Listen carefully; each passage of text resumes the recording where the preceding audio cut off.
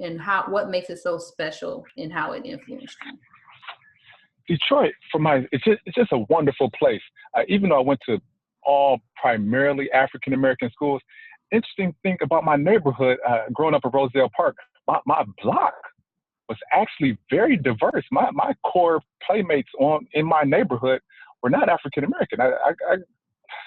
Paul and Jeremy were, if they ever hear this, Paul and Jeremy weren't black, and that's who I ran and played freeze tag with every day after school. Mm-hmm. So very diverse, but then also Detroit has kind of a grit and resilience and that association with the automotive industry. And when you get out of Detroit, there's a bit of a underdog quality. So when you say you're from Detroit, usually the response at the time was, "Ooh, Mm-hmm. what's that like being from Detroit?" Mm-hmm.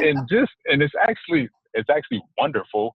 But I'm glad. It's interesting that you might discount that I've been through some hardship because I'm from Detroit. It's actually Right. great, but thanks for not thinking I'm up to much. I'm actually up to a lot. That's a good way to flip it. Yeah, I usually get oh, have you ever been robbed or shot? I'm like, what? No, never. And I walked the streets. No, I took the bus. I was perfectly fine. Nothing ever happened to me.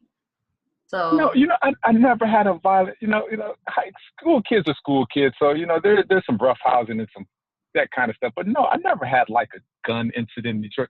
I didn't have any exposure experience with, guns until I got to college. And DC was actually I had some more safety issues in DC than I had ever had in Detroit. I can imagine that. And then I always say too, any major city is going to have its problems. I mean, people, oh, it's dirty. Like, have you been in New York? I mean, come on.